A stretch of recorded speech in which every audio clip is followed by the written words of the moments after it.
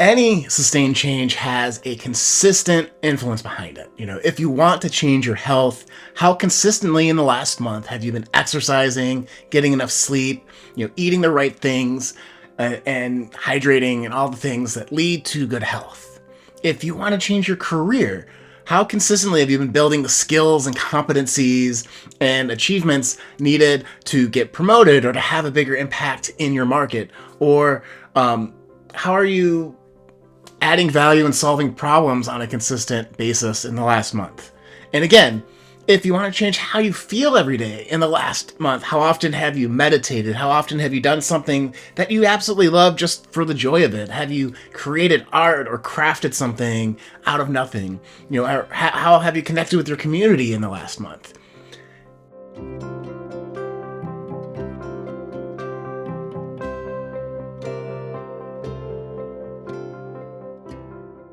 The key point behind each of these scenarios is that consistency is what gets the job done. And it doesn't matter if you're even horrible at it when you start. For me, years ago, I started training for a marathon without actually being able to run for 15 minutes in a row, right? I would run for a couple minutes and have to stop, right? I was that out of shape, overweight right out of college. And I was so bored and stressed out for financial stuff. I'm like, what can I do for free? It's a really good idea. I'm going to spend $100 to register for the Chicago Marathon, and I have 9 months to figure this out. This is the thing that I'm doing to kind of manage stress. So I was that stressed out at that point in my life. But that's another story. What's key to this idea of if you want to change your life in 6 months is that, you can, right? So I started, I was barely able to run. And, as I was trying to figure out, okay, how do I get to 26.2 miles when I could barely run for 15 minutes and a quarter of a mile, right? Or whatever, maybe half mile, however it was. And the first thing that I started to do was to just consistently get out of the house, right? So I would put on my running stuff and, lace up my shoes and get out the door. And some days I would run a mile, some days I would walk a mile, some days I do a little bit in between, and some days I get out, look around and be like, yep, and go right back in and take a shower, right?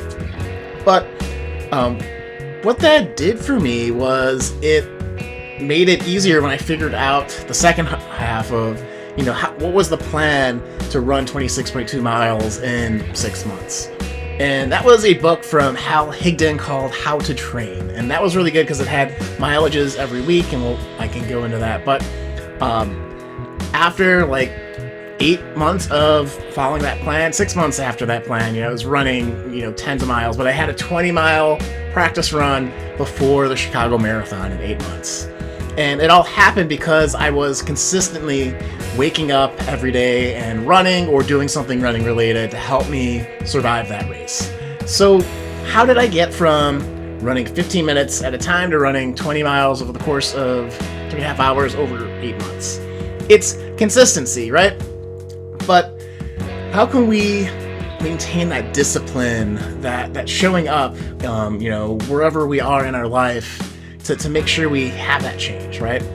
The first thing is to have the time scheduled, right? Like I mentioned in my story just a minute ago, every day I would wake up, I would run at the same time right after work to help kind of de-stress and shift into trying to get some sleep, which is, again, another story. But that first part of me just getting ready and getting out the door built that first step habit, right?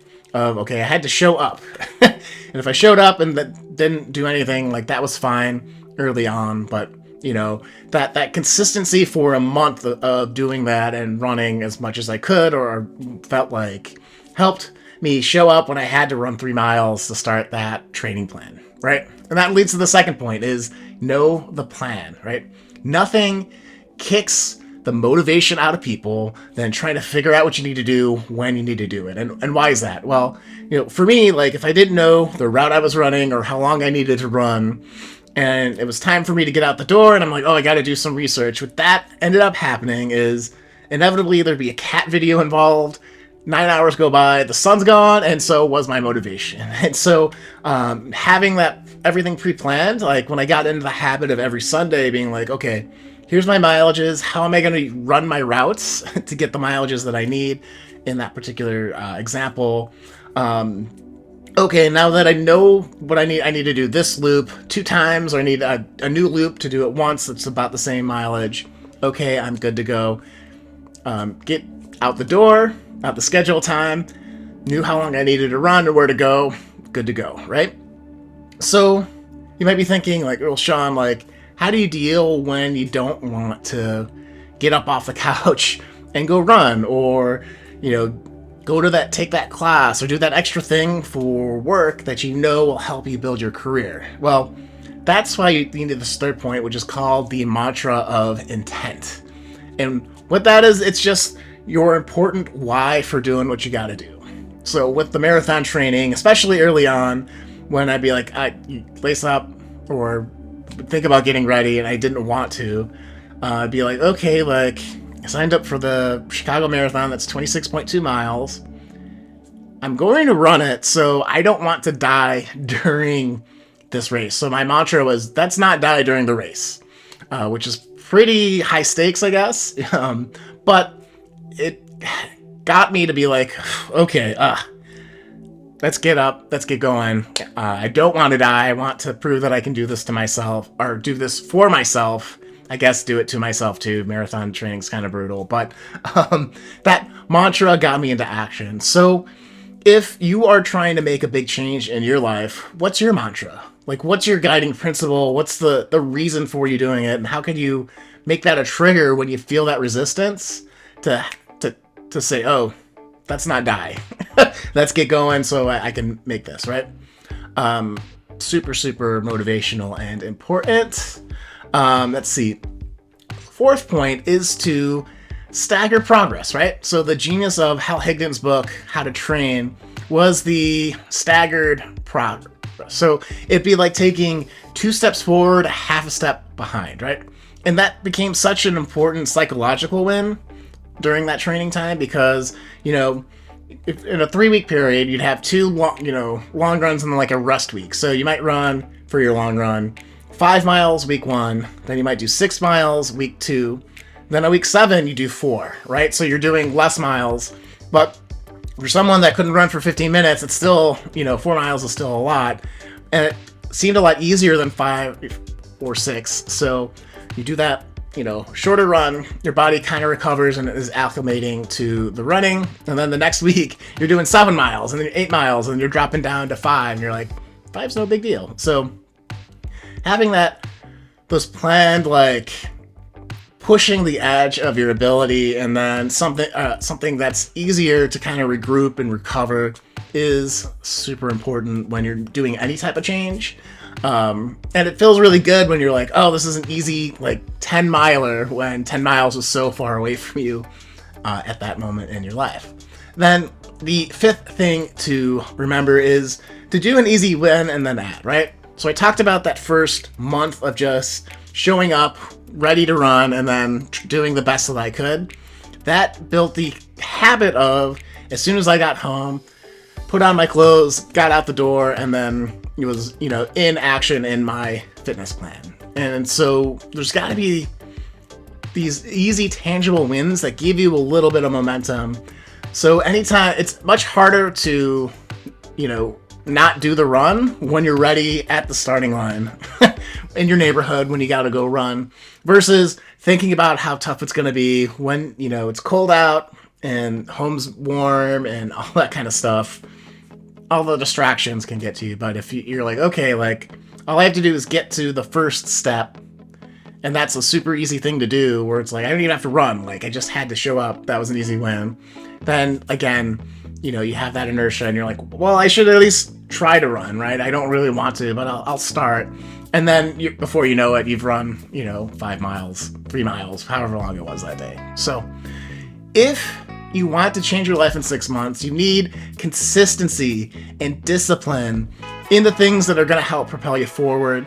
And you need to know what change you want to make, number 1, right? You need to know the plan on how to do it. And then you can use these 5 strategies to make sure that over 6 months you are consistently moving forward and consistently, building to it. And before you know it, you'll be able to run 26.2 miles. You'll be able to know what your worth is in your job, so you can shop jobs around if that's you, or what you need to do to reach that next level in your business. So, and if you need help with figuring that part out, of course, I always have a strategy session that you can sign up for, the link below here. If you want a free 30-minute just mini coaching session on something that you're struggling with, you can do that below. Also, that gets posted to YouTube for an upcoming YouTube series.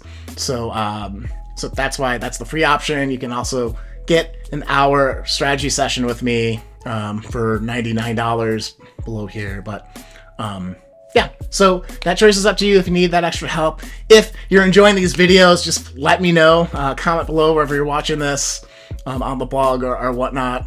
Let me know what you took away. I'd really love to hear what you guys are thinking. And yeah, we'll see you guys next week. In the next video, we talk about the things that prevent people from getting the progress that they want in their lives and what to do about it. So if that's you, if you're interested, continue watching over here. Okay? See you guys in the next video.